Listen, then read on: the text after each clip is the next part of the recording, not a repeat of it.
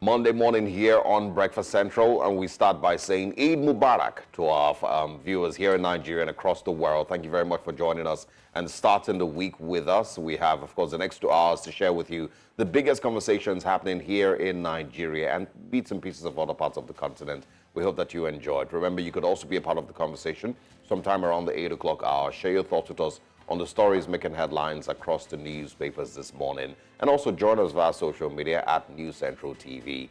Dashin Usman is also with us this morning for Breakfast Headlines. Good morning, Dashin. Eid al-Adha to you, Osaoge. How was your celebration? How did you celebrate? I didn't necessarily celebrate. I had a very regular weekend. I don't have, the only Muslim friend that I have is no longer in Nigeria. Jakba has taken him, so I was left without any celebration, any ram meat or anything, Well, I don't think you should expect, a lot of people actually expected ram meat yesterday, but, yesterday was just for the cutting and the frying, and more of the sharing would actually happen today. Well, I'm still not expecting, even if it's happening next week, I'm still not expecting from anywhere, except somebody decides, that I deserve some, and then of course they should please contact me. If I should get any amount, I would make it a duty to actually, keep some for you. Don't worry. All right. Remember, at least 3. All right. I got you.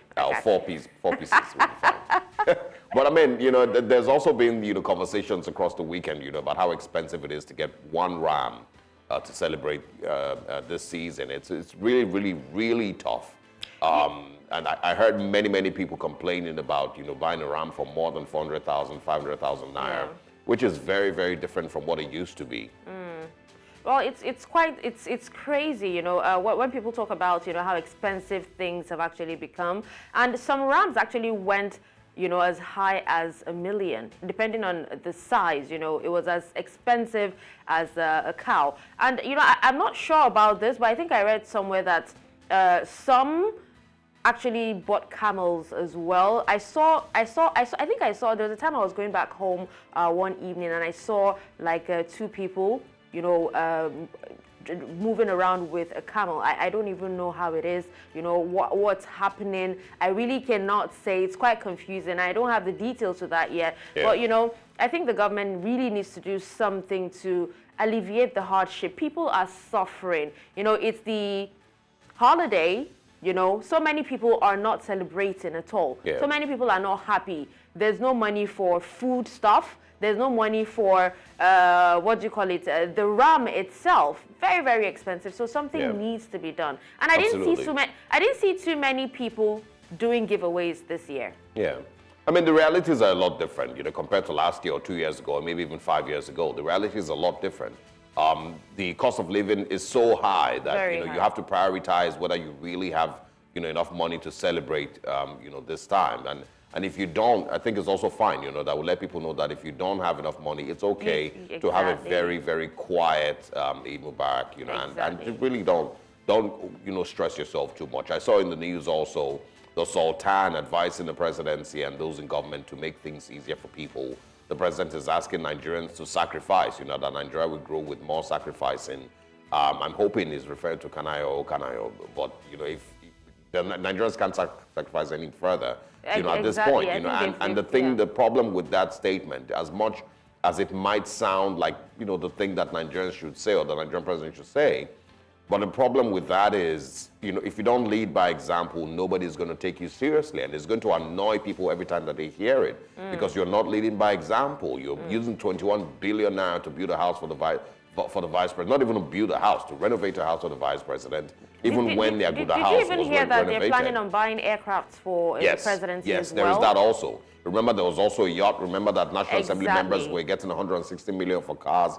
So, you don't do all those things and then tell Nigerians that they need to sacrifice. What are you sacrificing yourself? It's very unfair. I've said it before that there are certain things that in governance, you just have, aside leading by example, your body language is very important to the people. So you might, maybe not 100%, be cutting costs, but the way that you live your life and the body language that you show to the Nigerian people will make them understand or believe and trust in what you're saying. When you say, people need to sacrifice, you need to tighten your belt, you need to, go through hardship, for us to birth a better Nigeria. But Not when the current government is living like this, and it's not just the president; it's across every state in the country. I think what Nigerians, want to see at the moment, because for the past 1 year it's been, oh, you need to hold on, you need to sacrifice. They've sacrificed so much; they've gotten to the breaking point. I think what Nigerians want to see right now is a reduction, in the cost of governance, and it has to do with. I think they have to start with, cutting down most of the allowances that they actually give to those in leadership. Once Nigerians see that happen, then will they be able to, believe or start to believe in the government, or that the government actually has their best interest at heart. It's quite a lot. It's quite a lot. Aside, they should cut down, no doubt, but there's just so many other things that need to be put in place for Nigerians to believe, in anything that the current administration is saying. And that includes also the fight against corruption. Better I remember, with the investigation concerning her, she was suspended. There's been no further investigation after that. And the same thing happened with Bumi Tunjiojo. When his name was called. There's bits and pieces here and there that really should be put in place. Sure. In what ways have we improved on our crude oil earnings? And Nigerians know that it is not impossible to improve on those earnings, but there's just no political will. Same thing with insecurity. We still see that people are being kidnapped and people are being killed. And we just don't see any actual move by government. But I hope some of these things come up in the news where, that you share with us, so we'll know or learn a little bit more. Hello and welcome to Breakfast Headlines. I'm Darshan Usman. Now, the headlines begins in Kano, where the 16th Emir, Alhaji Muhammadu Sanusi II, is said to have held a Sallah Doba in the ancient city. Earlier, the Emir led the Eid prayer and sermon at the Kofar Mata Jumatu Mosque. Governor Abba Kabir Yusuf and other cabinet members observed prayers with the Emir. The Kano Police Command had earlier announced a ban on Sallah Durbar after a joint security meeting in the state. Meanwhile, the dethroned Emir Aminu Ado Bayero also observed his prayer at Nasarawa House, where he camped after his dethronement.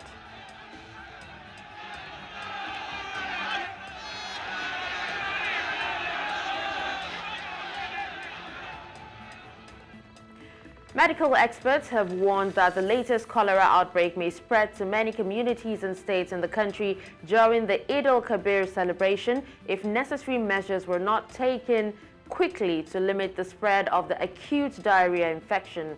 The experts warned that the increase in travel over the holiday season might result in a rise in cholera cases.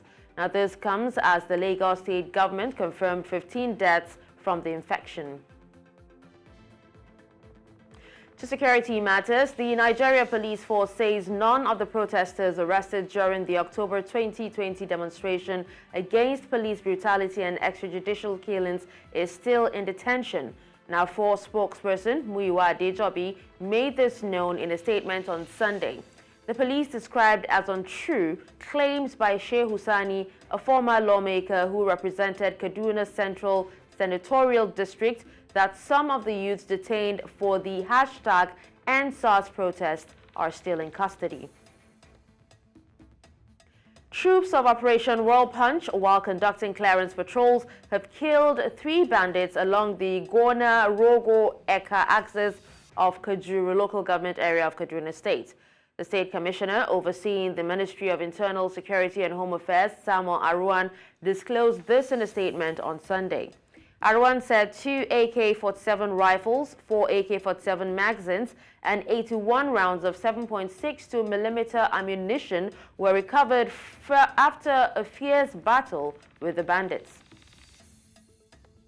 The Nigeria Labour Congress has called on President Bola Tinubu to meet its demand for a new minimum wage, citing the practical realities faced by workers in the country. Now, this comes after President Tinubu, during a meeting with some governors and members of the National Assembly on the nation's 25th Democracy Day anniversary, stated that the government can only pay what the country can afford. Reacting to the president's comments, NLC spokesperson Benson Ukpa described the statement as a contradiction of Tinubu's earlier promise to ensure a living wage for workers. Now, away from Nigeria, South Africa's former President Jacob Zuma has addressed the nation regarding the current political situation and ongoing developments in South Africa. According to a media statement, the current leader of MK Party will cover a range of topics that are currently vital to the national discourse and the future trajectory of the nation. Despite the MK Party managing to get 14.58% of the national vote in the national elections and 45.35% in the provincial ballot to become the largest party in that province, Zuma's party did not manage to hang on to KZN and have certainly not been able to dictate what happened at national level. Pope Francis has deplored the clashes and massacres of civilians in the east of the Democratic Republic of Congo. He calls on national authorities and international communities to do everything possible to put an end to the violence. Nearly 150 people have died since the beginning of June in eastern DRC in killings attributed to the ADF group affiliated with the terrorist organization Islamic State. According to data from local authorities and civil society, this includes 42 during a massacre committed overnight from Wednesday to Thursday.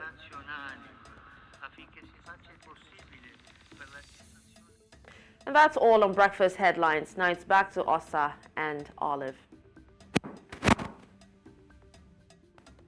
All right, thank you very much for those news stories. Of course, sad hearing the reports on cholera outbreak here in Lagos. We're going to be extracting more of that today, but I wanted to react to the Sheikh Husani and Nigerian police back and forth. I was going to say that I don't think it should end there.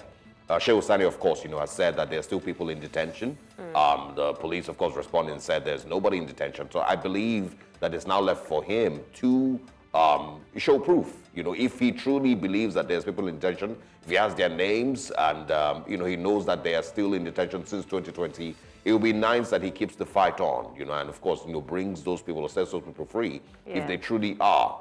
But of course, if the police is the one, or Muyiwa Dijobi is correct here, that there's nobody in detention, they're not well and good. But, I just don't want it to end with this, social media back and forth, that we've had so far. Also, if there are still people, in detention, I think the families should actually come out and say something as well. Exactly. I mean, that's what I wanted to add, that it's beyond Sheikh Husani and the Nigerian police, that the families of the people who allegedly have still been in detention should speak up. And I know that a number of people might be afraid, but now is not the time to be afraid. Exactly. So if you're a family member and you can confidently say that you have a family member in detention, speak up on social media, reach out to Sheikh Husani. Social media, the good thing is that X allows everyone the opportunity to share. So, they may not have a voice, and that's the reason their family members have been in detention. If, there's any, that's the reason they've been there since 2020. So it's not, I don't believe that they haven't tried to speak up. I'm sure that they have. They just don't have a loud enough voice, or the tools or the pressure to be able to get those people out. And so, yes, like Oliver's mentioned, reach out to the senator if you can. Let him fight your fight for you if there truly are people there. And of course, if there aren't, then all well and good. But let's take a short break. When we come back, we're going into our top stories this morning on Breakfast Central.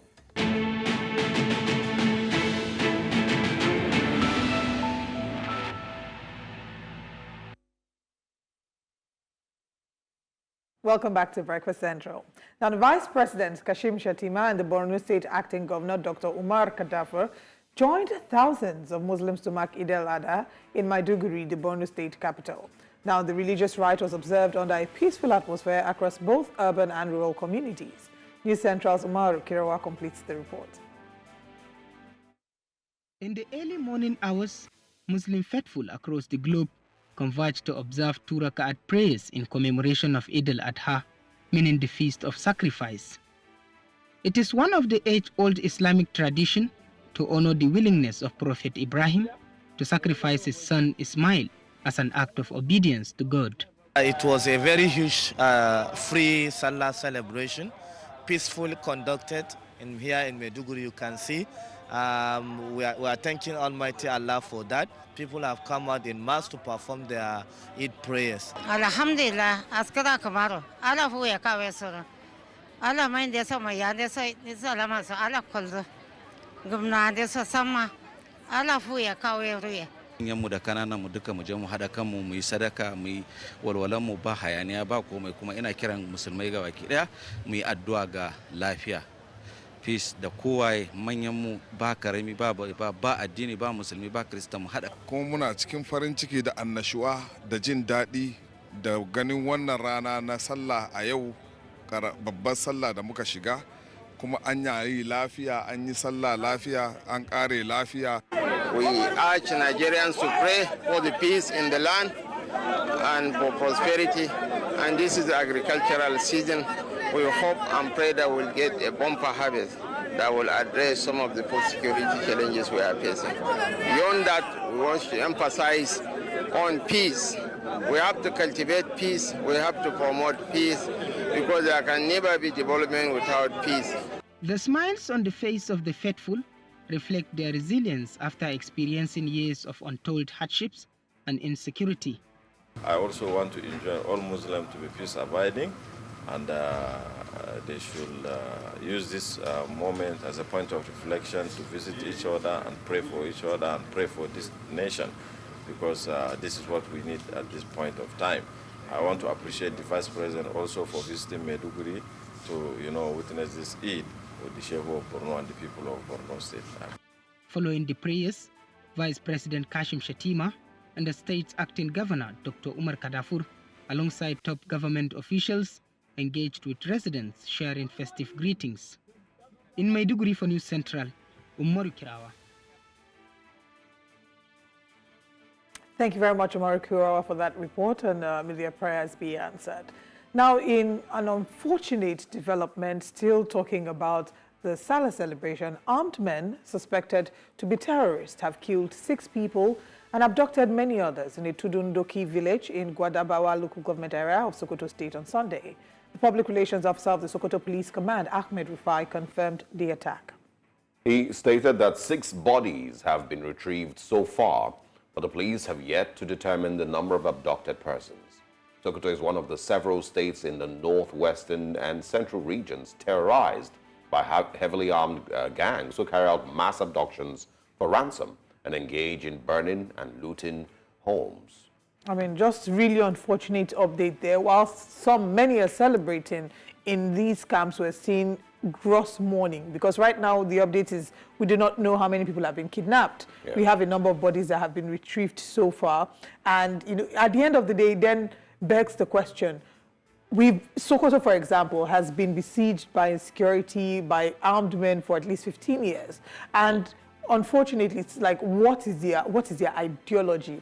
The fact that these people have no ideology, it seems that, they are motivated by financial gain. Some will argue that it's political reasons that fuel their fight. So it's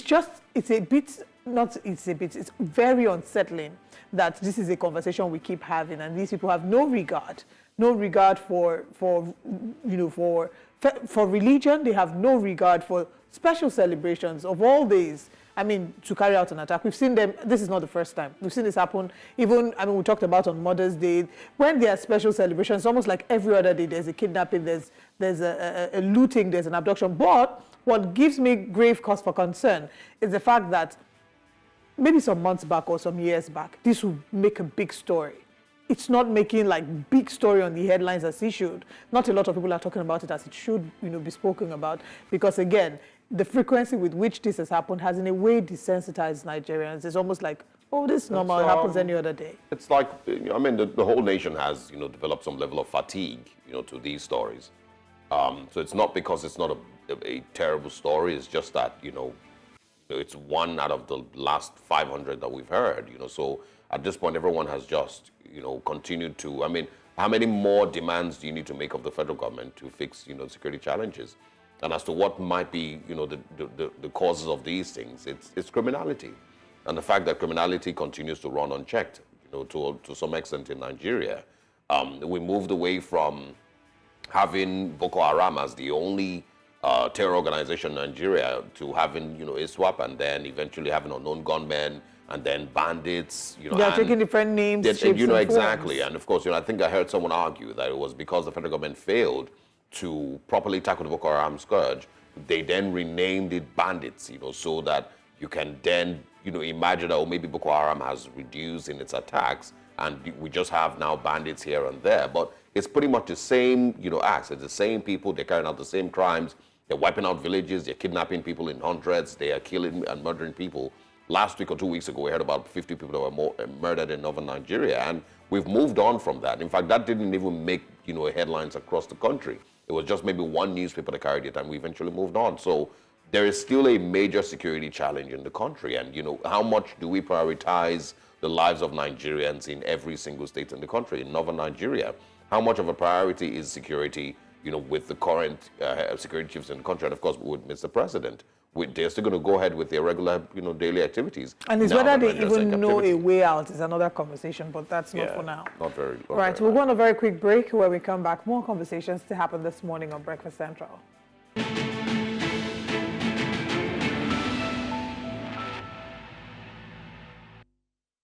In October 2023, the House of Representatives called for a state of emergency to be declared in the health sector.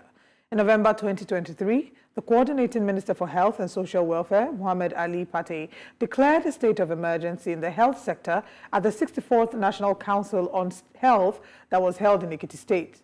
Myriad issues facing the Nigerian health sector, including a shortage of qualified personnel, medical equipment, medicines, among others.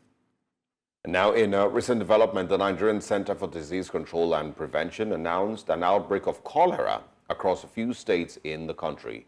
The Lagos State government has confirmed 350 suspected cases of cholera in 29 wards across some local government areas of the state, with 17 confirmed cases and 15 fatalities so far. Joining us to discuss the health sector is Director General, West African Institute of Public Health, Dr. Francis Ohanyido. Good morning and thanks for joining us. Yeah, good morning. Thank you very much. It's a pleasure to be here again. All right. There's, arguments that, when you hear of a situation of or cholera outbreak, rather, in certain places, it really just paints a picture of the state of healthcare in that region, the state of the most basic form of healthcare infrastructure, and also, just the most basic sense of living in a clean society. Does this really tell where Nigeria is? Before we get into healthcare proper discussion, but does this tell where Nigeria is with regards the most basic requirements for a clean society? Okay, thank you very much. I think you started on the right note. I think when I joined on the call, I overheard somebody talking about how much government or people prioritize, or how much the life of people are prioritizing the security, in the sense of security. And yes. let me tell you that what we're dealing with here is also around health security. So it falls into the larger realm of security. So, and I also agree with you. The prioritization of people's lives is not where it should be in Nigeria. There's still a lot of inequity. And back to your question, cholera is actually considered a disease of poverty, which affects people with inadequate sources of water, lack of safe water, and basic sanitation. So when you have these two major conditions, you have a recipe for a cholera outbreak, and especially in endemic areas, so you have that chance that cholera might be. So yes, you're right. So cholera may be actually a signal of the level of squalor that we have currently in Nigeria. So what we're seeing is an issue that is precipitated by the sense of lack of the basic infrastructure that Nigerians should ordinarily have for health and for sanitation management around their immediate environment. So when we see all these things happening in the southern part of Nigeria, especially south, southeast, look at those states, you'll still find that a large chunk of this problem is because they don't have potable water.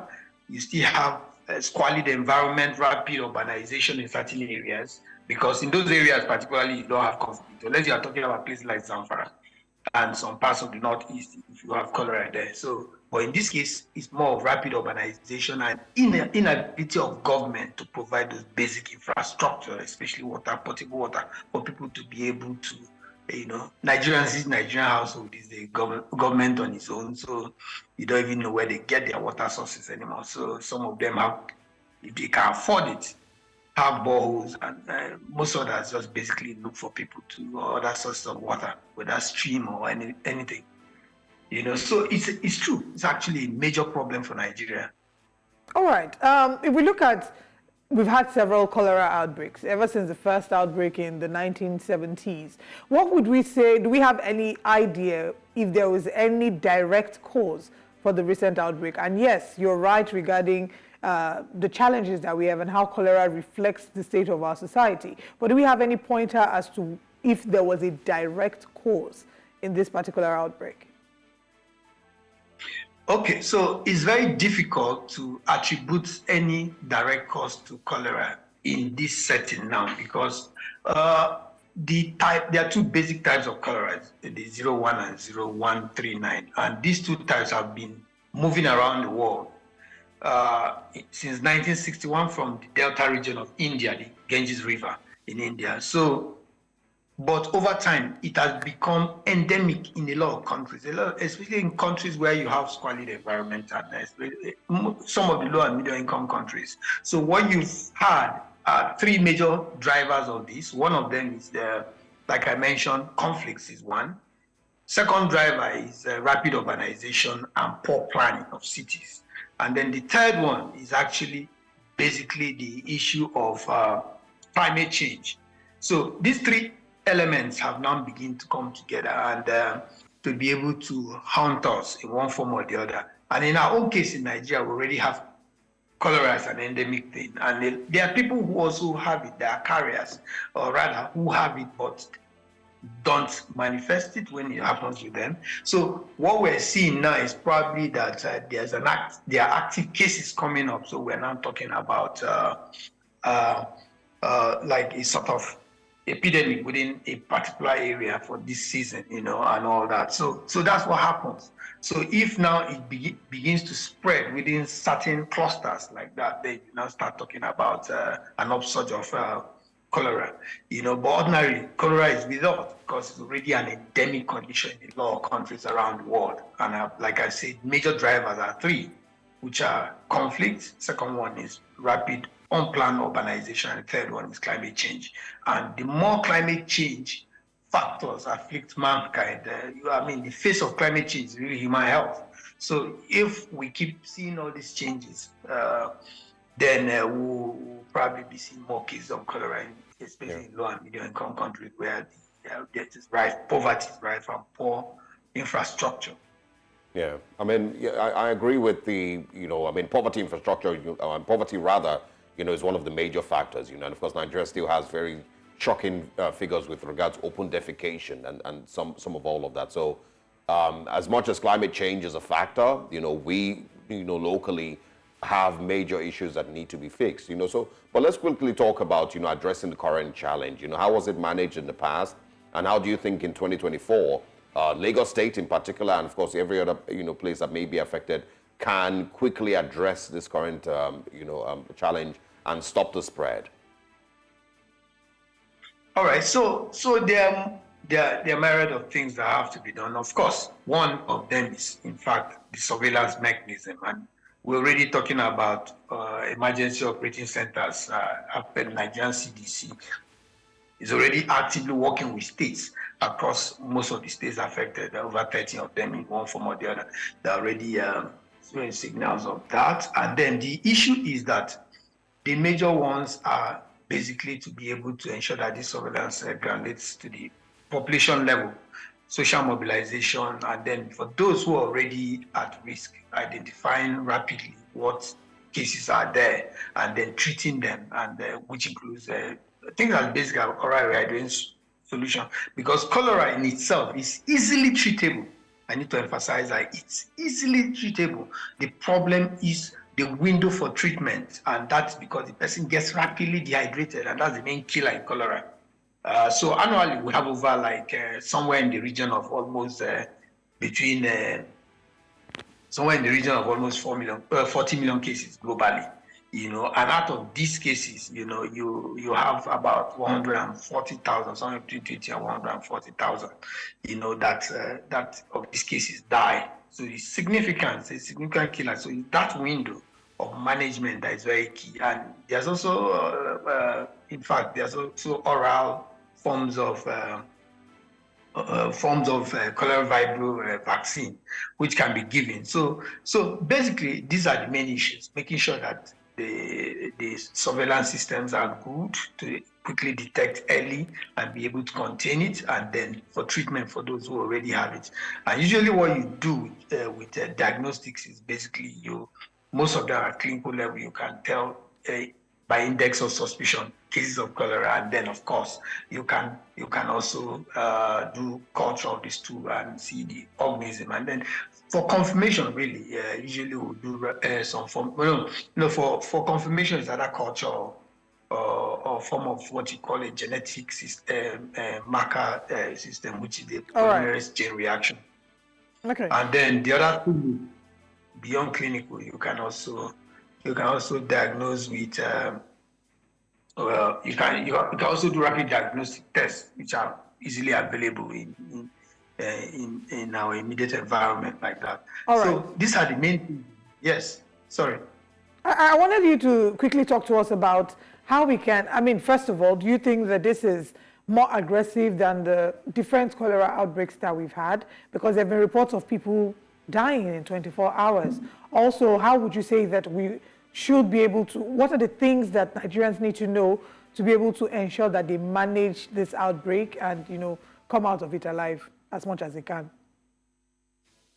Okay, so I was going to come to the other part, the people side of it, which is social mobilization, and the government needs to rapidly build up the cholera literacy of people, across the country, so that people are aware when they see symptoms of people who are stooling, and they are uncontrollable stooling, so they see these symptoms in people, and they know these people are at risk of it, and especially in areas where they already identified that, and people are getting rapidly dehydrated and all that, so, and also people have to learn back to this issue of basic hygiene, water, hand washing, and hygiene, personal hygiene, and all that. These are very key. And then the other side of it is the issue of our immediate environment in terms of sanitation, to encourage people to be more conscious of these issues around sanitation, and all that. So and they should be more conscious also of the source of water which they take, and especially people who are even traveling. Especially that's very important. You don't know where the water sources are coming from, and this thing. And of course,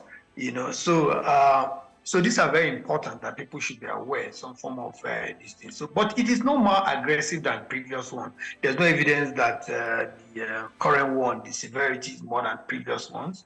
01, which is the main type in circulation, is still basically stable type in terms of how its symptoms occur. So there's no evidence that it's actually more severe until proven otherwise. But it's simply probably because of the result of the way things are in the country. One, people are poorer, the economy is very bad, so people's response time or health-seeking behavior time going to the appropriate places for treatment will be shorter, especially if they are poor because they don't have money. So those things may be a critical factor in terms of people's outcomes, in terms of how they are able to take care and be able to be better for it. So we have a multi-dimensional poverty state. So when you throw cholera in that mix, it's like throwing a spanner in the works. So it can do a lot of things, and so that's what we're seeing. Yeah. All right, quickly, let's look at the broader picture. We have a new health minister, Ali Pate. In the last 1 year, would you say that you've seen improvements in Nigeria's health sector? I know that they had an opportunity to state what they've achieved, after 1 year of the current administration. But from what you've observed, is there a lot that the health sector has achieved lately that you can say that, we will be able to have, less chances of seeing cholera outbreaks and other health crises in the future? Okay, let me state that 1 year to turn around Nigeria health system where we can see cholera outbreaks in the future is too short and too very unrealistic. Absolutely, I agree with that. But you should be able to tell, from the teething stages that, it seems to be moving somewhere. Yes. Most of what you're seeing are programmatic investments, let me put it that way. So I think health is a long-term issue, and some of the things I expect to see are some of the things that he has started working with his team towards making sure that primary healthcare is revamped, because revamping primary healthcare is the cornerstone of the health system, and majorly most of our primary healthcare facilities at the point, only about 25% of them were actually working out of about 30,000, which is a major challenge for us as a team. And Obasanjo should be able to walk out of Water Farm within 10 minutes, be able to get a primary health care center that can serve him. So that's the kind of health system we should have. So that is where we should be at. So if we are not there, we are not there. So any other thing is just a celebration in a different space. But to say it, I know Patty, and he's somebody who is committed to doing the right things, and his own vision is to use a sector-wide approach to be able to harness the resources to be able to revamp Nigeria's health system, especially primary healthcare as the bedrock. So they are working on it from evidence and from the statements they've made, but I think it's too early to begin to think Uhuru is here for us. No, it's not, and it's very far. And also, in fact, I feel sorry for the stewards of Nigeria health system, because the work to be done here is enormous, of years of neglect, years of poor performance of the health system, years of inverted investments where we put money in the wrong place in the health system, years of hemorrhage within the health system. Yeah. We just need to come together from a multi-sectoral level. All people are put to make sure our health system is stabilized, because it's the center of our lives. If we don't get health right, we don't get it as a people, and we continue suffering. And now that poverty, like I said, is rife within the country, all the recent problems that we're having, it's Dr. Francis. Really. Yeah, I mean, a good thing that you mentioned, and it's some of the things that you've also spoken about, that it's not just investment in health. There's also, poverty that needs to be addressed. There's basic infrastructure across the country that needs to be addressed. I mean, if you can't keep investing in healthcare when you still have water puddles, and places for mosquitoes to breed in large numbers. So there's many factors that need to come into place. So we still have problem with access to clean, potable water. And the likes. Exactly. So but it's just a lot. We will expand this conversation at a later time. Let's continue to follow the developments in Lagos State with the cholera outbreak, and we would love to speak with you again. Thank you very much for joining us this morning, Dr. Francis Ohanyido, for your time. Thank you. Thank you very much. And keep safe. Be careful with what I...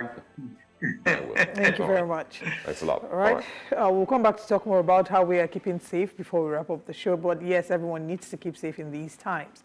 Moving on to our next story. Nigeria's annual inflation rose to a 3-decade high in May. Data from the National Bureau of Statistics revealed that consumer prices increased by an annual 33.95%, up from 33.7% in April. Food inflation increased from 40.3% in April to 40.66% in May.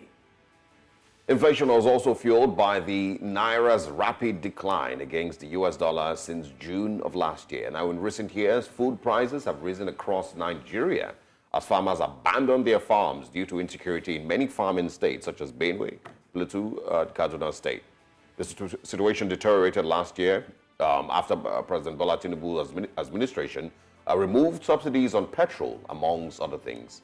And of course, these are conversations that we, of course, will continue to expand on, and these are some of the things that also tell the reality of things currently in the country. There are people who even argue that 33.95 is not the real figure of Nigeria's inflation. Absolutely. And this morning we're joined to look at this. We're joined by an emerging market financial analyst, Ebuka Emebina. Good morning, Mr. Emebina. Thank you very much for joining us. And I'm happy to be here. All right, we're seeing the numbers going up, and it doesn't seem like, the law of gravitation applies to inflation here in Nigeria. What would you say that this rate that we're seeing is saying about our economy and the journey that we've had in the past year, in the past 1 year first, and the past maybe over 10 years?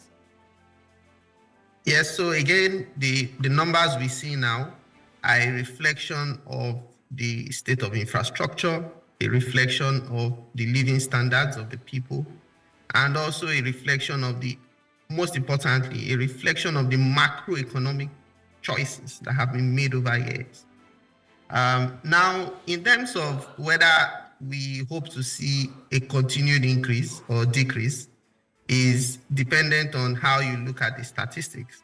So definitely the inflation rate is rising year on year, which is usually what you'd use when you look at inflation. However, if you look at the month-on-month figures, it seems we are reaching an inflection point based on the statistics from the National Bureau of Statistics. And that is the point at which we then begin to see a decrease. So the second order effect is that there's a possibility that we are going to begin to see a decline, in the inflation rate. Now, it doesn't mean that if there's a decline in the inflation rate, then we then say that, oh, well, food prices or energy prices or rental prices would then immediately decline. No, it just means that they've reached a very high rate, and then they can no longer go higher. Yeah, so let's just put it that way. All right, so I also want you to address, people who say that 33.95% is not even the real figure, that is just the figure that, we probably can accept at this point, but it could be way worse than that. So tell us from your, perspective, do you think 33.95% really reflects Nigeria's inflation rate? Yes, so the reality is, except as an economist or as an economic advisory firm, one goes into the market, conducts one's own statistics, and comes up with figures. We really have to rely on the official figures. That's the reality. So there's all form of statistics that flies around. You see that on social media. Some say it's as high as 99%, the inflation figures. But we still have to live by what we have, from the official statistics. And the truth is, the figure does not really matter. What matters is the reality people feel on ground, So irrespective of what the figures are, but what is the reality on ground? How affordable are basic food items? How affordable is rent? How affordable are energy prices, for people to be able to power their generators and do the basic things that they want? And then even for industries, because if we're looking at the long-term effect, how affordable is it for production to happen in Nigeria rather than happen in China? Because that's what affects whether you continue to, to import your things which you can locally produce. Importation in itself is not necessarily wrong, because sometimes you have to import what you used to produce. But the thing is, you have to undergo some level of economic activity to be seen as a productive economy, and also, most importantly, to provide jobs to people. So, and that's why when we look at these things, it's clearly a systemic problem. It's not something which can be fixed immediately.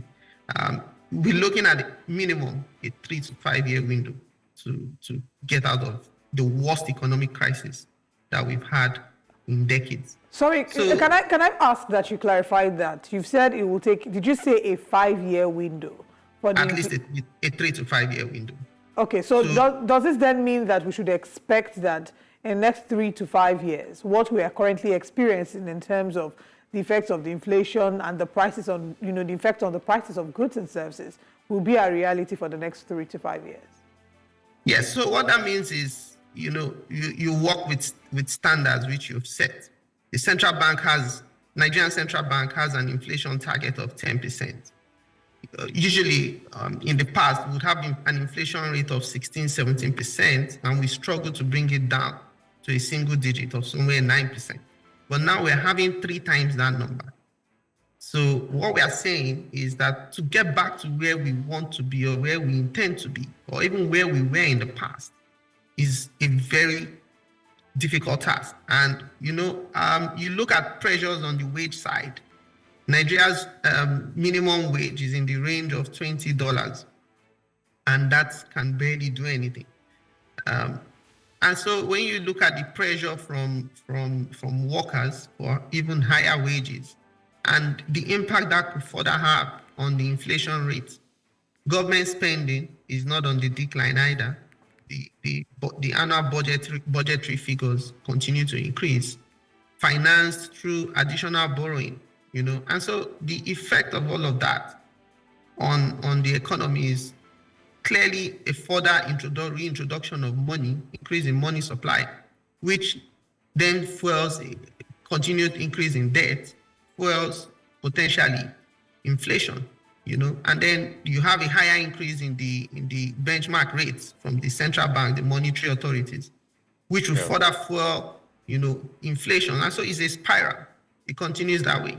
So for me personally, I see a minimum of a 3-year window to actually get out of this with the right economic policies, some combination of austerity measures on the fiscal side, and then some form of assistance and aid to critical industries.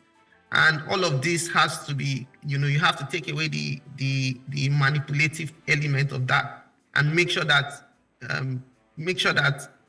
aid or some form of fiscal support is channeled to the right sectors, the sectors that would have the most impact on the ordinary people. That's the only way we can come out of this. Let me ask. I mean, so we've seen this get worse since 2014. During the Buhari administration, I know that there's been a few times that this same conversation was had where they said this is the worst inflation Nigeria has ever experienced. Of course, we had a few recessions also in that period. The new administration has come into office, and once again, this is the worst. And it almost sounds like in the next couple of years, we might be hitting another worst inflation. So, you've said now it might take 3 to 5 years. If we hit another, record of worst inflation, let's push another 3 to 5 years forward. So it just really sounds like Nigeria's reality for the next, couple of years is going to be, pretty much around this. So do you think that they do not know the things that should be done to fight this fight, or they know, but Nigeria is just a very difficult project to run, and so, things will just continue to get worse regardless of who and what you do? Yes, it's a difficult place.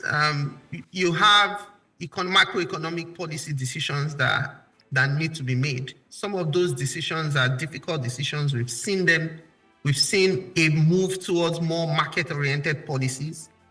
In the past, we had a situation whereby, macroeconomic policy was being done almost, you had blocks on the border, you had a fixed exchange rate, and things like that. So now the authorities have tried to move towards more market-oriented policies, which would attract the necessary foreign investment. However, the approach, the manner in which we've seen some of these implemented, and the level of communication, not just with the people, but also with the authority, with the fiscal authorities from some of the investment destinations, which we look forward to, which we look up to, so that communication has not been very clear.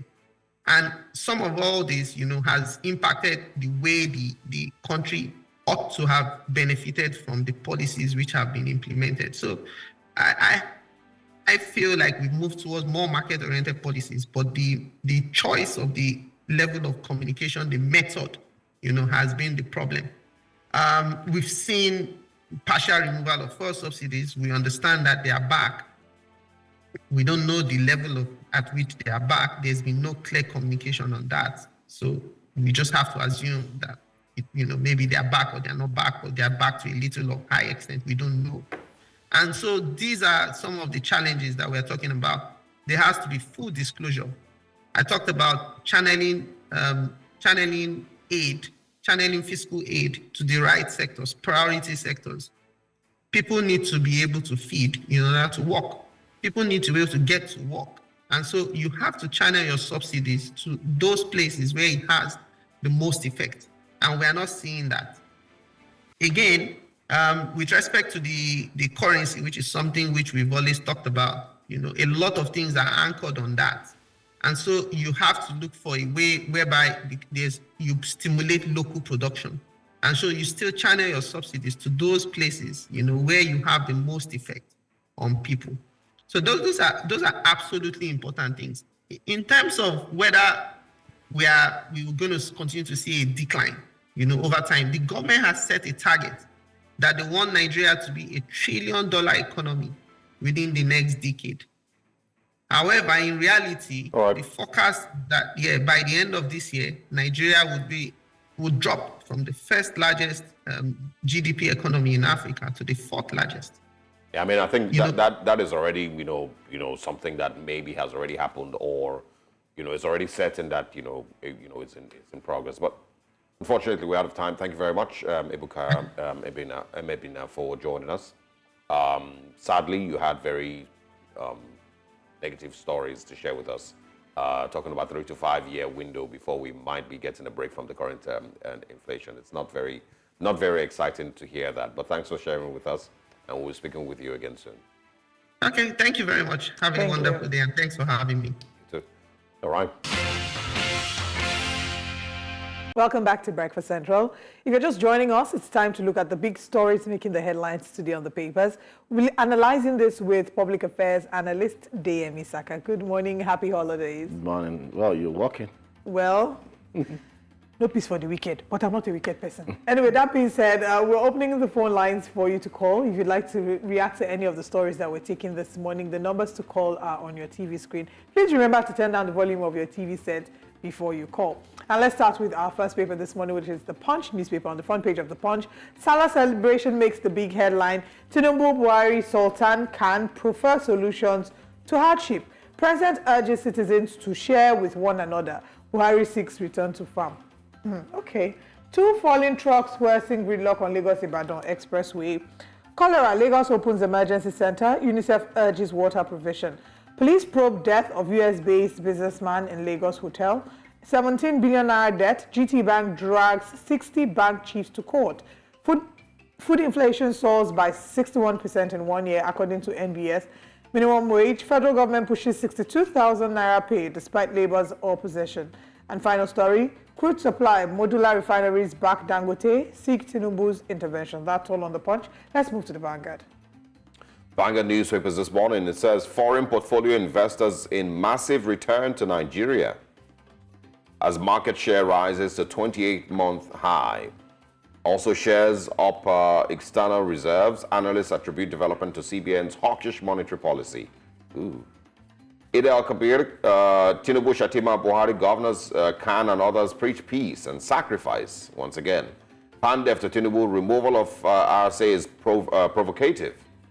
And we can also find a minimum wage, Labor and the tripartite committee chair in verbal war. We can see a picture there of the president and Aliko Dangote and a few others at the Eid prayers over the weekend, I believe. Tinubu inherited a dead economy. Presidency tackles New York Times. And also, if I knew what we were getting involved in, we wouldn't have. And that is from Aliko Dangote. He was speaking about his refinery. NFF stabbed me in the back, says Finidi George. Drama over the weekend also with Finidi and Victor Osimhen. Of course, the sports guys would address that later. Yeah. But that's all on the Vanguard. All right, on the Nation newspaper, the big story, Eid al-Adha, sacrifice key to nation building, says Tinubu. I imagine that if the current administration had to sing a particular song at the karaoke bar, we sacrifice. Shatima, Buhari, Sultan canvass massive food production. Ex-president raises the alarm over danger of population explosion. President not to blame for economic crisis. New York Times got it wrong, and this is on page 7. Interesting. CBN keeps $2.9 billion deposit in special account to stabilize forex markets. Okay. Edo 2024, Shaibu declares support for APC candidate Okpebolo and the plot tickets. Confusion over tenure of Rivers Council chairman. That's all on the front of the paper. Now, starting with let's start to talk about sacrifice. President Tinubu says that sacrifice is the key to nation building. Is the current administration well within its right to call for sacrifice? I mean, they've called for sacrifice. They've said that we should share. I think that was on the front page of the Punch newspaper. People should share with each other in this time. So others have criticized that they're not the right set of people to tell us to sacrifice. Well, I don't know. Maybe they're demanding us to start sacrificing our blood or whatever, because the hardship we experience and this administration plunges into it. So I don't know why you're asking us to sacrifice. I don't know. Maybe until we'll start taking ourselves to their altar, placing ourselves as human sacrifice all over. I mean, that's when those guys will believe Nigerians are suffering. And it's quite insensitive for a man that has expanded, this is the largest cabinet we've ever had since 1999. And it's still speculated that we should expect an expansion of this cabinet, and you're asking us to sacrifice. It's unfair, it's ridiculous. I think these people should go back. If they don't have a thinking cap, they should go get one or buy or source, rather than pushing the blames or put the burden to Nigerians. You said you have the magic wand. I remember Vice President Shettima, during the campaign, said President Bola Ahmed Tinubu will face the economy while he will face the security. And we're seeing what they are doing right now. We can see the effect of it. So why are they asking us to... I'm in a happy mood. Please, don't let us, lose it. I'm in a very happy mood. At least I'm alive. Okay. Well, another story, I think it's also on the point, I'm not sure now, but the one about the response to the New York Times. That's still on the front page of the Nation newspaper. It says Tinubu inherited a dead economy. Yeah, that he's not to blame for the economic crisis. Yeah. The beauty of it is we are not hearing 16 years of PDP anymore. But at least they should be bold enough to say 8 years of APC by APC. And the economy was not dead. The economy was in a bad shape but wasn't dead. If the economy is dead, the economy just died or started dying from May 29 to 2023. And it's funny, and this is me jumping onto another issue, because there's some special funds set aside for Forex, what we could say defending the Naira. It's the same policy you're criticizing Emefiele for, I don't know. These people are confused in power. I don't know if confusion is the right word, because the thing is, and I know I've asked this question since 2015. Is it that they are underqualified or overwhelmed? Are they overwhelmed, or they got in there and then they realized that they really just don't know what is going on? But this is the thing: every single person, Yemi Cardoso is a well-trained professional. Wale Edu is a well-trained professional also, and pretty much the same thing with Godwin Emefiele, back then. So it's not because they do not know what needs to be done. There's something else that is a problem that we still have not been able to figure out. At some point, even if someone argues, if a random person argues that this is intentional, you can't even, at some point, you probably have to start believing such a person that says it's intentional that they are ruining the economy this way, because it makes no sense, that we've had this same, situation back to back for the last 9 years. It started from the Buhari administration. It's not gotten better. We've not had 6-month period since 2015 where we say, okay, the economy has improved. Or stable foreign exchange. I think it's some people. I think it has to come to a point where people realize what they were made for, what they are made for. All right. Let's hold on with that thought and take a call. Bankole calling from Ogun State. Good morning. Thank you very much for calling. Please go ahead with your comment. Good morning.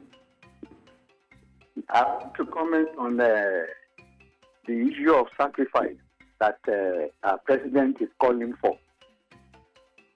We discover that they are not living what they are telling us. Things are becoming very, very difficult in the country.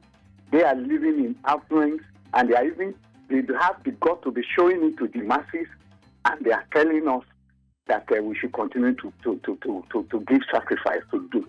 I don't know the type of sacrifice Nigerians are ready to give again. We are almost pushed to the wall, and they need to go out and see things for themselves. The common people are actually suffering. I pray God will help us. Thank you. Thank you very much, Bankole, for that. Bankole. Yes, indeed. People are already pushed to the wall at this point. Well, yeah, and that's what I was saying. I think it's time for people to start, realizing, accepting what they're made for. I think the APC and the crop of its members is just, these guys are made for opposition.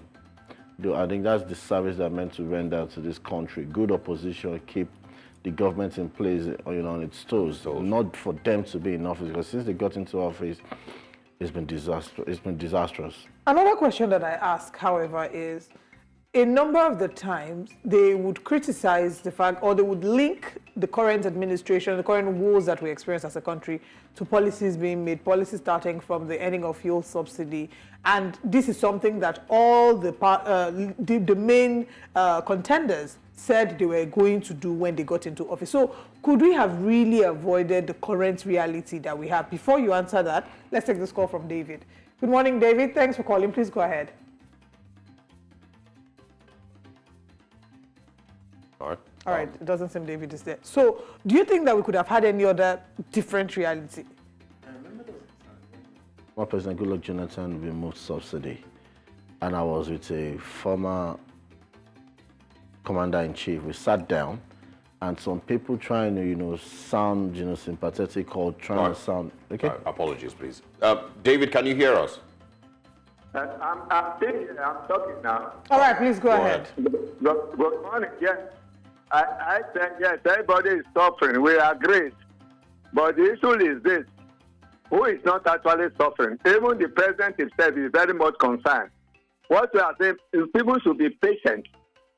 If the president comes to solve a problem of this country, this present president inherits all this problem. And we should be patient and pray. And when if somebody said we are pushed to the wall, nobody that is not pushed to the wall. That one doesn't mean that we the commoners, should resort to lawlessness. It will not help us. The only thing is that we should pray for this government to succeed, because this country belongs to us. We have no other country. This is what I always... The last one, David, we prayed for the last one to succeed.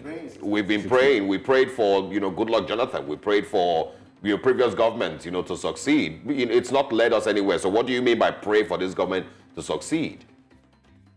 The other day, you who said it, they were fined 150 million for increasing the recharging. But today, instead of giving the subscriber, they took their money back or give them one month. They are still charging their money now. They are still paying. Please, you people should let the government know of what is happening. If the government can respect the law, then why... David, thanks a lot. Mr. I Sokoto, go ahead. There's nobody that has preached lawlessness, Nobody has preached lawlessness, and I think it's you cannot start telling Nigerians that this government met a lot of mess, and it's like you are 60 feet down before you guys got into office, and you've plunged just 50 feet more. We are now 120 feet deeper or down. Are you not telling us that it's going to take us forever to either come out of this, or we are not going to come out at all?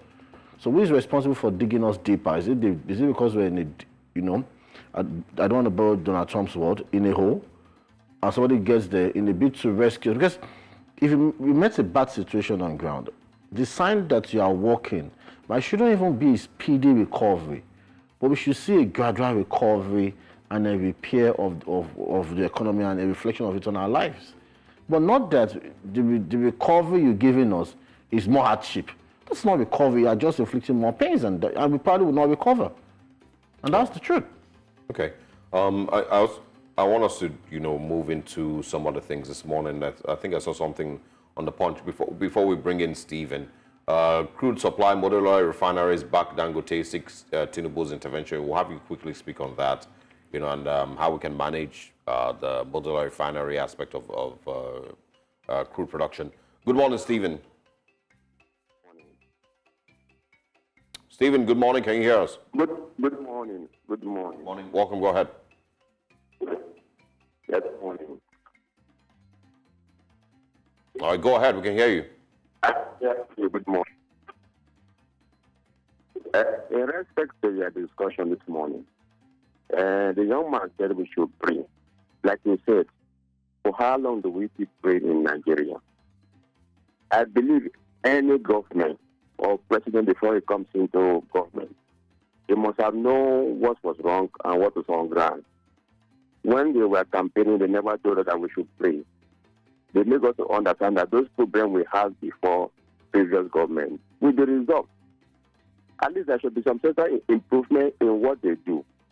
Rather than that, what we see is that each government comes, it becomes very deteriorating. Things went bad.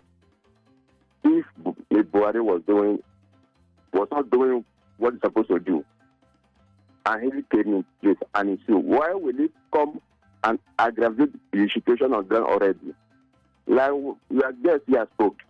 I remember in 2011, government of Goodluck tried to remove subsidy. They went to Ojota, campaign, eat, wine and die, call him all sorts of names that he wants to keep Nigerians. Today, they have followed that path, and it's all well, in a very hard way. For how long can we continue to be suffering in the hands of people and be patient? You come petrol is 180, you move it on to 700, and you tell us to be patient. Good luck to Nigeria. Thank you very much, Stephen, for that call. I mean, it's a very interesting ask. But I'd like to react to something that he said, which is also something that David said. And I don't think there's anything wrong in praying for Nigeria. On the contrary, I think you should actually pray for your country. You should pray for the success. Every day, God bless Nigeria is the strongest prayer. Yes, I agree. So I'm not against praying for Nigeria. I think that it's important for those who are people of faith to pray for Nigeria. But praying for Nigeria does not absolve the government of its responsibilities. You can be praying for the country and asking the questions, the right questions. In fact, it shouldn't even be a state policy that we should be praying for Nigeria. I think we should make it a state policy. You know, put it part of the constitution. We do every time we sing. Every time we used to sing the former national anthem. I don't know, maybe a bit of the current. I think we should take it out of our conversations completely. But yeah, I just feel like people then overemphasize that. Oh, pray or not to pray. Pray if you want to pray. If you don't want to pray, don't pray. Do they pray in China? Well, I don't know. I don't live in China. Or do they keep saying pray for China like you say in Nigeria? Where's China? Where's Nigeria? In Singapore, I don't think any of the people who moved Singapore from where it was, Lee Kuan Yew and the rest, said they should be praying. And I agree with you. They didn't push for that prayer again, or anything like that. Sometimes the overdependence on religion and faith shows up when the government has failed, because in more developed climes, people hardly do say pray for the country. But my own is, you can go ahead and pray. The only reason we have these conversations is mostly because, again, like you've mentioned, failure of government and the failure of our societies. We wouldn't have this level of attraction to prayer if we didn't have this level of failure of government. That's why we have it. Nobody was born, and it's not. So Nigerians are born into a society, right from whenever you were born in the 70s, 80s. You're already born into a society where there's so much attention to church and to prayer. Prayer for basic things that basic things. And so there be light. And so you then convince yourself that it's part of the responsibilities to pray for your country and pray for your governor and pray for any of all those. All right, let's take our next caller. Let's see if he's going to be praying for Nigeria. We have Tony calling from Benue State. Good morning, Tony. Thank you for calling. Good morning. Good morning. Yes, good morning. Please go ahead with your comments. Okay. I think the Nigerians, their hand is tight. And that is why some people, because of being tight, all the result is to say pray, pray. I think we have gotten to the stage that the NGO and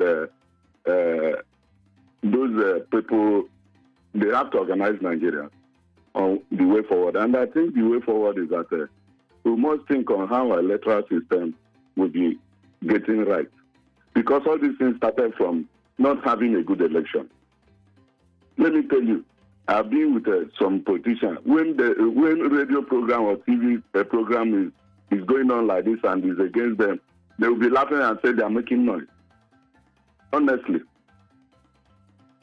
Radio program and television program speaking against politicians, some of them will be laughing and say they are against us because they know that our hand is tight. I think we have to get it right from election, and all this mess will stop. Good morning. All right. Thank you very much, Tony, for calling. Anyway, let's quickly see how many more stories we can take. But I think we didn't talk about the subsidy and the refineries. Yeah, yes, modular refineries. Yeah, and I think that was, you bring us back to your question that other contestants, aspirants said we're going to remove subsidy. You can't remove subsidy without even putting some things in place, like a refining capacity for your nation. Do you really deregulate the market to bring about the competitiveness that is needed to either push down the price and regulate the market. But no, you didn't do that. You're trying to sound tough, talking like, I'm the Don in the building, and we saw the effect of that pronouncement. And back to what I was saying, that was how the same former head of state told the people on ground that the removal of subsidy there was ill-timed. So the removal of subsidy now was obviously ill-timed because things that should be in place before the removal were not in place. Our refineries were not working. The so-called Dangote refinery they kept believing or saying was going to solve our problem to tomorrow has not started even giving, products for marketers. Modular refineries are not in place. So how do we want to cope? We still, and the sad thing about it, the annoying thing about it is they still paid subsidy in that year.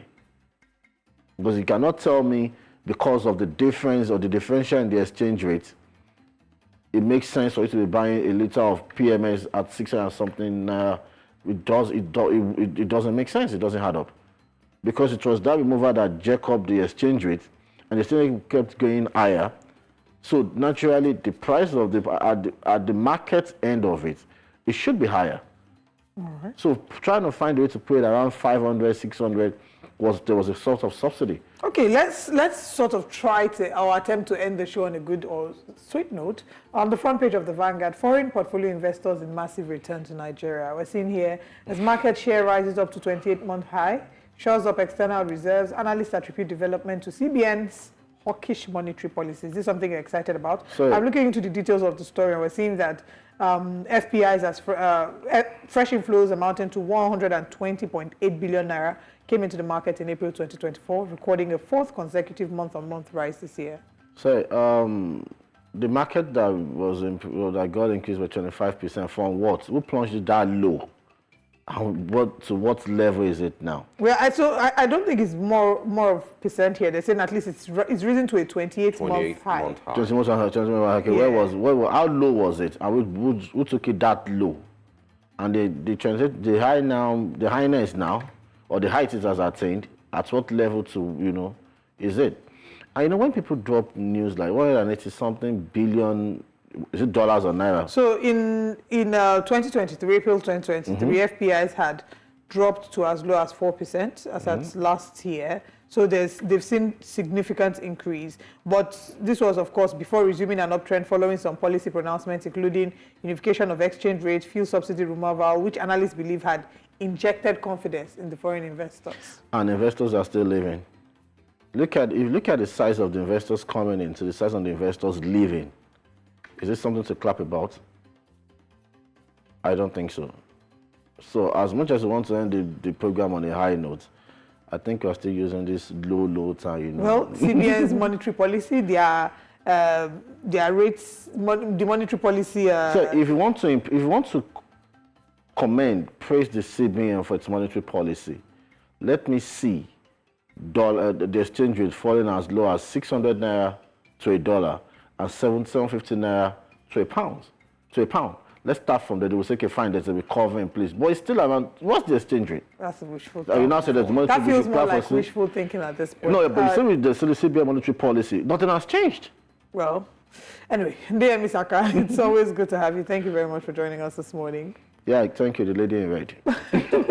All right. More conversations coming your way this morning on Breakfast Central. Remember to continue the conversation with us on our social media platforms at News Central TV. And just in case you need to leave the house, you can continue streaming live on YouTube at News Central TV.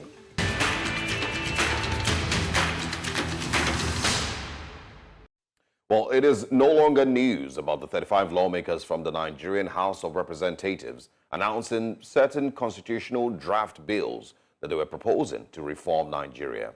Amongst other things, they, of course, the group of lawmakers are pushing for a single 6-year tenure for the office of the president and state governors. Now, since this news broke, there have been numerous arguments for, and against. Some arguments have, of course, been that the move would reduce government spending, increase efficiency, and promote national stability, and also that each elected governor or president will know that he only has 6 years to perform.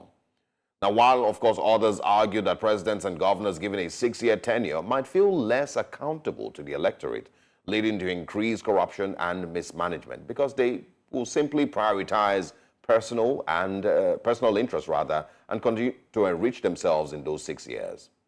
In my opinion, first of all, it is delusional to believe that a person who went through the very expensive and chaotic process of winning an election, including with allegations of rigging, will then enter office with a commitment to serve the people. Our electoral system is too flawed to have such faith. But then, the whole conversation again is a distraction and a complete waste of time. And I say it's a distraction because no conversation on tenure for presidents or governors is worth anyone's time if we don't fix the actual issue, which is a complete absence of structures and institutions that keep governments in check. From the completely rubber stamp and docile state houses of assembly across the whole 36 states of the country, to the judicial system that shivers when it sees high-profile politicians in its courts, and then the EFCC that is a wild, dangerous, scary masquerade when it sees alleged internet fraudsters or any gathering of young Nigerians, but then becomes a weak, harmless butterfly when a governor is accused of stealing billions from his state. The Nigerian president and governors are untouchable by institutions of government while they're in office, and even after they leave office. Nobody dares challenge a governor or president when he seeks local or foreign loans running into hundreds of billions of naira, and then he ends up with absolutely nothing to show for it after 8 years in office. They simply say, yes, sir, and of course keep the pillaging of resources going. Now, what good is an elongated tenure if the judiciary is weak, if the legislature is corrupt, and if the executive branch of government operates without any oversight? Any leader that will fail for 4 years will fail for 6 or even 50 years if he is granted. Our problem would not be sorted with a 6-year single tenure law. Bad governance exists in Nigeria and will never end because our institutions are weak or non-existent. Those people who failed Abia State or any northern state or even any Nigerian state that you can think of will continue to fail even if you give them 60-year tenures. It is delusional to think that Okezekwe Azu or Rochas Okorocha or Ali Modu Sheriff, Lucky Igbeneghu of Edo State, or even former President Muhammadu Buhari and many others will have done better if they had 30 years in office. Give these governors or presidents 1,000 years. Let him put his son, grandchildren, and more in office right after him, and they will all fail if that's what they came to do. And if he was meant to succeed in office, he will succeed with the current 4-year tenure that we currently have running. Our problem is the inefficient House of Assembly, the Auditor General of the state or federation, ICPC, the EFCC, the civil society groups, judiciary, and of course, a constitution that grants governors and presidents immunity even while they mismanage billions of naira.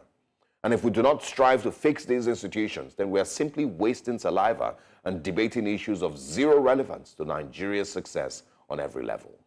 Good morning, Nigerians.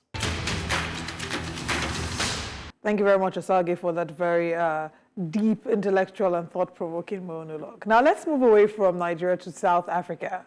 Congratulations are in order as President Cyril Ramaphosa of South Africa was re-elected for a second term over the weekend. Lawmakers voted overwhelmingly on Friday to put Ramaphosa back in office for another 5 years after the May 29 general election produced no outright winner. Meanwhile, Zuma and the MK party plan to contest the election results in court.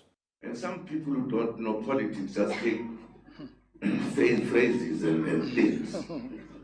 When this time they were faced with a problem of how do you deal with the situation in South Africa, they decide to put our country as if it's at war.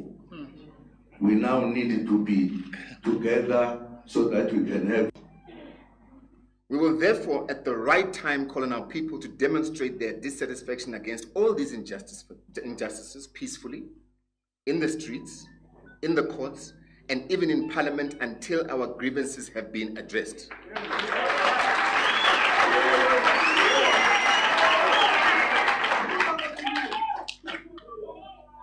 We have now launched a new electoral court challenge and given that court the evidence we have collected.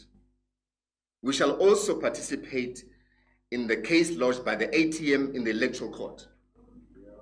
We shall leave no stone unturned.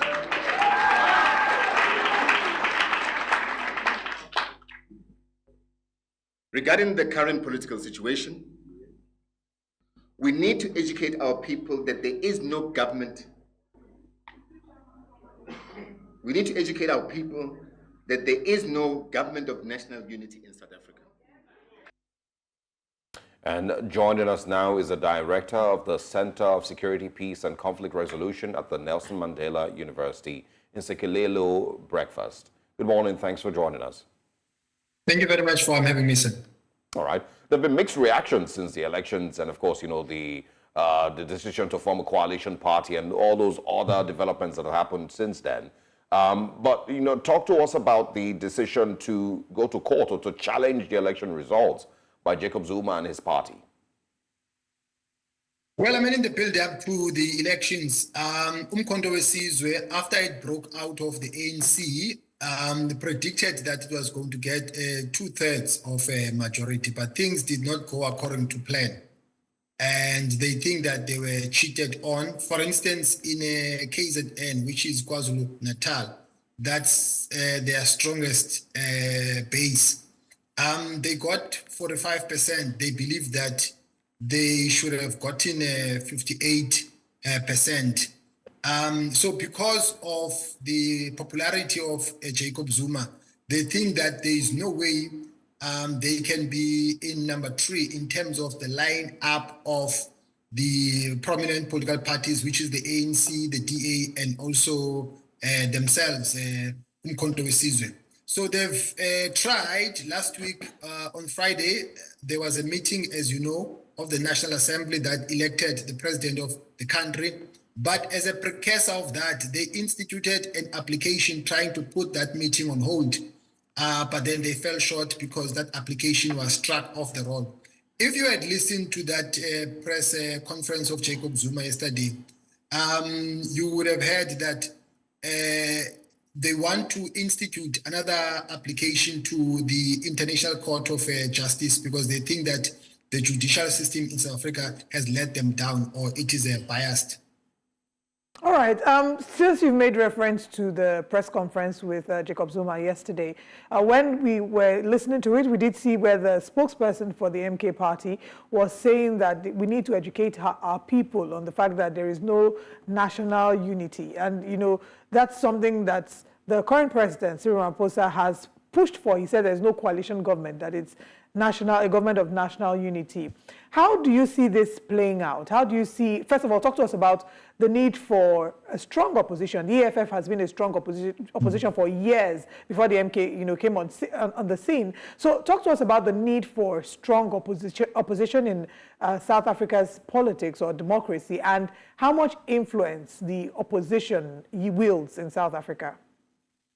Okay, you are raising two strategic issues. The first issue that you've raised is the issue of a coalition arrangement. So the current arrangement that we have, the question is it a government of national unity or is it a coalition arrangement? It's a bit of both, because the concept of coalition arrangement was foregrounded by Arend Limfant of Holland, and coalition formations have different versions. I think we need to debunk the myth that there's only one monolithic model of coalition arrangement. So the government of national unity is a coalition arrangement because it is based on power sharing. The electorate have rearranged their social contract. So the ANC is in a coalition arrangement with the range of political parties. So that's the first point. The second point is about the role of opposition parties. We have separation of powers in this country, meaning that we have the lawmaking body, which is the legislative institution, which also holds the executive institution, which is the cabinet, accountable, and it does that through committees. Then we have the judicial system, which is responsible for the interpretation of the law. So all in all, what I'm saying is that the role of opposition parties is to hold the government of the day accountable and to make sure that members of the executive institution, they appear before parliament.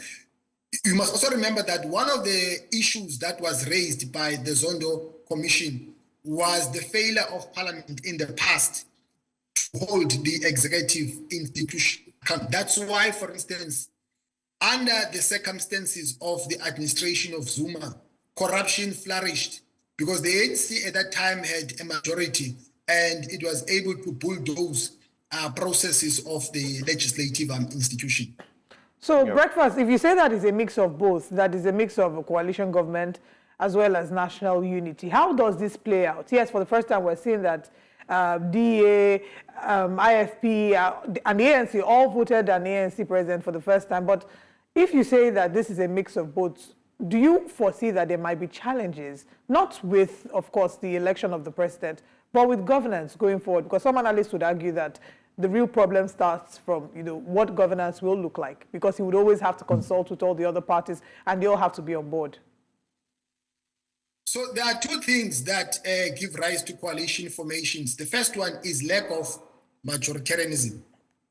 The second one is a political environment that is fragmented.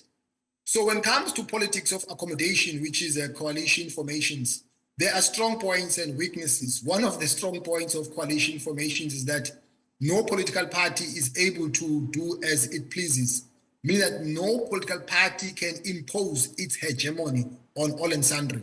It has to have a buy-in from other political parties.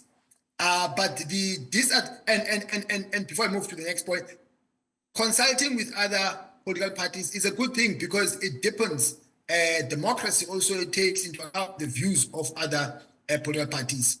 But the worst part of it is that if you have a budget, for instance, you are likely not to pass it in the beginning because any government plan is aligned to budget, and that becomes a bone of contention. As you might know, from 2016 until to date, we've had a plethora of coalition arrangements in this country at local government level, and they have been unworkable and unstable because the political elite have a tendency to rush into joining forces without developing a conflict management mechanism to deal with their internal contradictions. But thank goodness, at the moment, there is a framework that guides these political elites, even though it omitted to include the public. So meaning that if there are disagreements, government is not going to collapse, but they will go to a forum where they will iron out their differences, which is a good thing.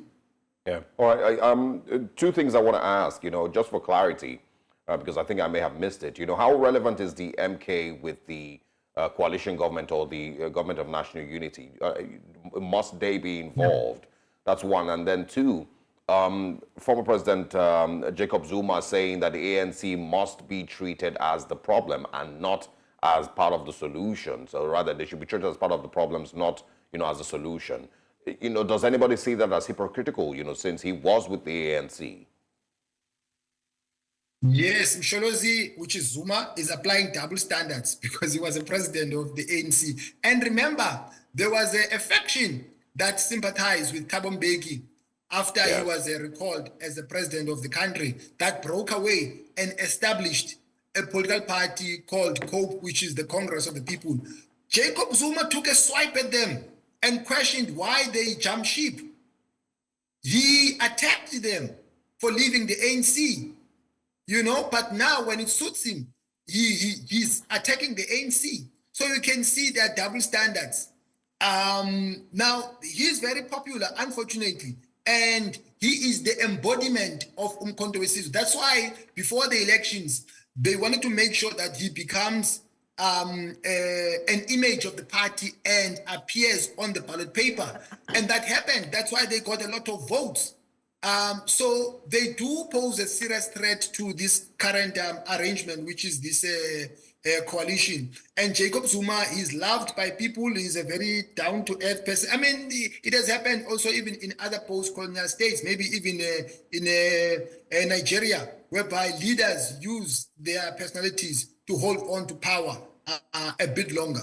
Even the things that he believes in what he calls radical economic transformation, which is entrenching black people in the commanding heights of the economy, and he believes in the return of the stolen land. But those things, he spoke about them when his power was threatened by opposition parties, when he was accused of the upgrades Tinkandla, which is his place. So his politics have never been genuine. They've always been about himself. Okay, I want us to talk about the influence of the ANC as we wrap up, as quickly as you can. How much influence do they currently wield? I mean, yes, the elections have shown that maybe not as much, but would you say that the people in South Africa may be, again, starting to trust the ANC with this new arrangement? Would you say that they're excited by it? I saw the Cyril Ramaphosa addressing the National Assembly, and the National Assembly did seem very warm and excited about it. But are the people in South Africa generally excited about this new arrangement, and do they have a rekindled trust in the ANC? One-party dominance is a thing of the past, and the hegemony of the ANC has been dealt with the blow in a big way. The ANC has had an electoral trajectory that is downward. That's why, for instance, they did not get 50% plus one for the first time since 1994. So the political longevity or the political lifespan of liberation movements in post-colonial states tends to be affected by institutionalization of corruption. So normally when turnout is low, as it has been, our turnout in the recent election stood at 58%, which was the lowest since the dawn of a democracy. Normally that benefits opposition parties as opposed to the ANC. So the arrogance of power of the ANC to do as it pleases has caught up with them in a big way. And I see that there is a sense of humility among some political elites of the ANC. Okay. Well, I mean, we'll see how things turn out in days going forward, maybe weeks.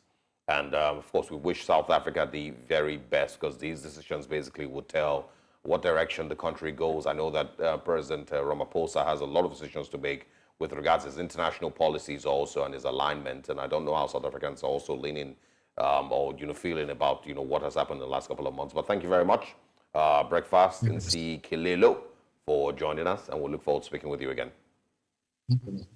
And this is where we draw the curtain on today's show. Thank you so much for being with us. We hope you enjoyed the rest of your holidays. And just to point out, if you or anyone within your neighborhood has some free meat, please do well to reach out to Breakfast Central and ask specifically for Olive and Osage. We would love to come and celebrate with you. We'll be back again tomorrow. My name is Olive Emodi. Yeah, and just to also remind everyone, to take extra care with regards cholera. There is still a cholera outbreak in Lagos, so please take extra precaution. Wash your hands, wash your food stuff, reduce, the frequency of eating out, or, and eating in restaurants and the likes. And of course, to restaurant owners also, they must take extra precaution in this time as they serve, the public. So please, everyone needs to take extra care. Does this advice concern me that wants to go and beg for salami? No, I'm just telling everyone, yes, both beggars and, the givers. Everybody needs to be careful. I understand that the pepper in Amala stew might steal cholera. But still, everyone needs to take extra precaution just to be safe. All right, we'll see you again tomorrow morning on Breakfast Central. I am Osaugie Ogbon.